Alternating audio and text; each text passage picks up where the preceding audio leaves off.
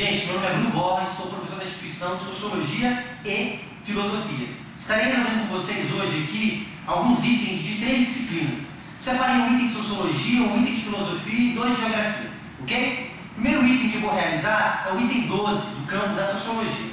O item diz o seguinte: a importância atribuída à razão e o desenvolvimento da ciência e da sociedade industrial foram determinantes para a definição conceitual e normativa da investigação sociológica, ou seja, para a estruturação da sociologia como ciência da sociedade.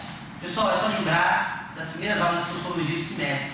O item está correto. A conjuntura do surgimento do campo científico sociologia acontece nesses termos.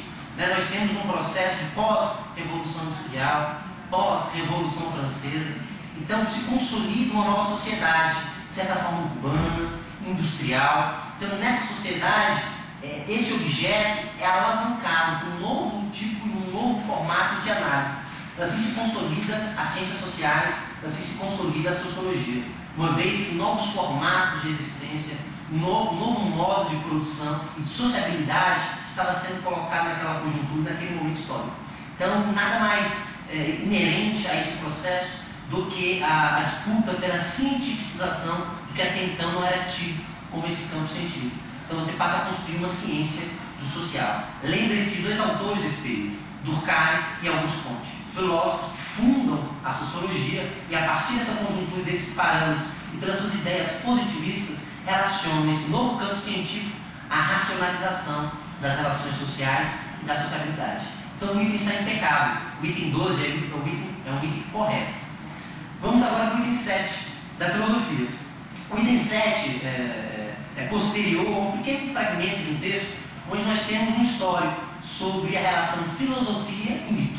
O item diz o seguinte: consideramos o breve histórico acima concernente à relação entre mito e filosofia nascente. Assinale a opção que expressa de forma mais adequada essa relação na Grécia Antiga. Letra A. O mito é a expressão mais acabada da religiosidade arcaica e a filosofia corresponde ao advento da razão liberada da religiosidade.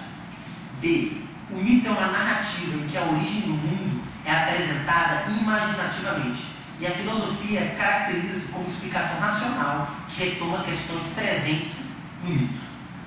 O mito fundamenta-se no rito. Essa é a letra C. O mito fundamenta-se no rito, é infantil, pré-lógico e irracional. E a filosofia, também fundamentada no rito, corresponde ao surgimento da razão na Grécia Antiga.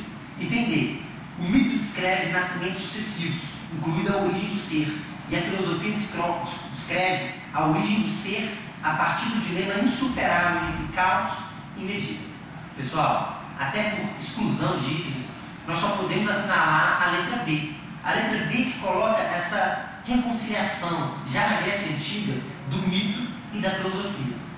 Eu lembro para vocês que por muito tempo, na Grécia Antiga, esse período essa relação era dissociada por completo. A filosofia seria uma espécie de nova ciência que traria o saber verdadeiro. Mas vale lembrar que na própria revisitação das obras de Platão, um filósofo que é tido como idealista e racionalista daquele período, ele já antevê, ele já prevê de certa forma que na própria Grécia Antiga essa reconciliação se dá.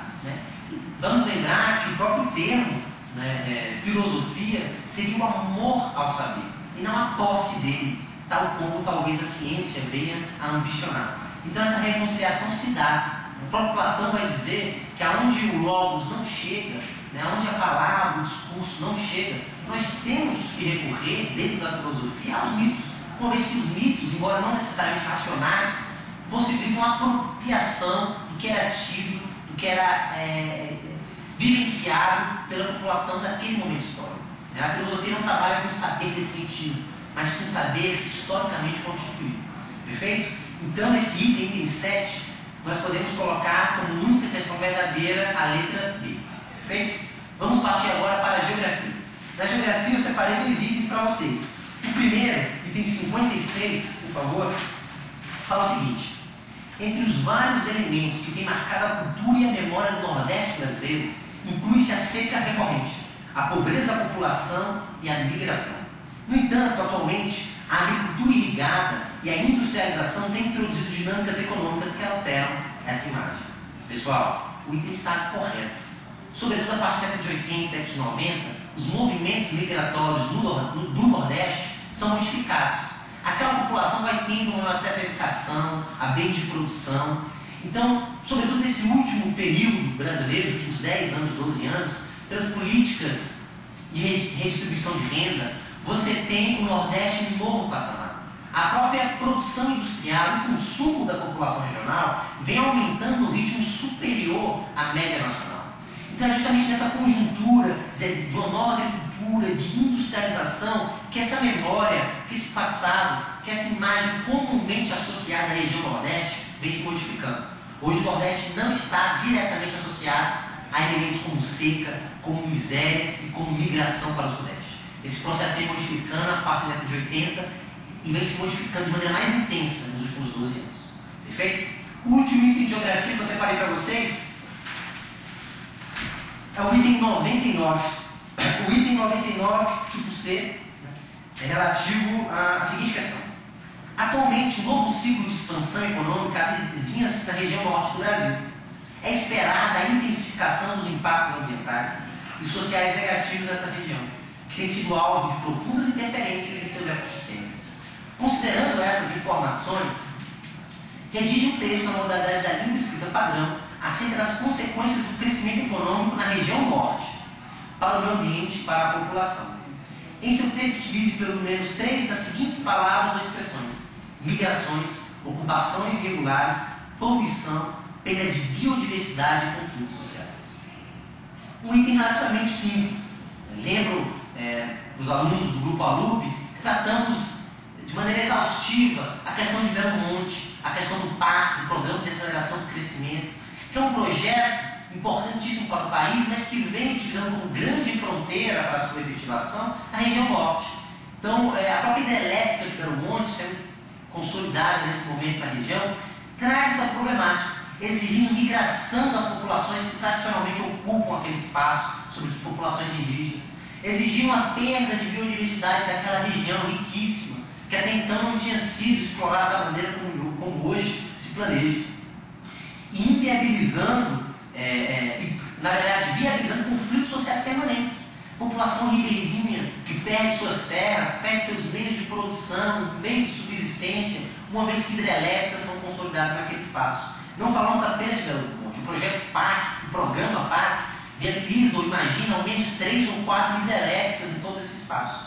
Então, obviamente, teremos ocupações irregulares, massificação, onde até então tínhamos pequenas comunidades, expulsão de população ribeirinha e indígena. Então é sobre esse processo que a UNB quer que você trate, falando do impacto ambiental, mas também, de maneira definitiva, extrapolando esse conceito de impacto, e indo também para as questões de impacto socioétnicas. A questão étnica também é central quando falamos de Belo Monte, quando falamos de um programa que tem como fronteira esse espaço. Gente, espero que vocês tenham tido um ótimo vestibular, agradeço a paciência de vocês e desejo uma boa sorte.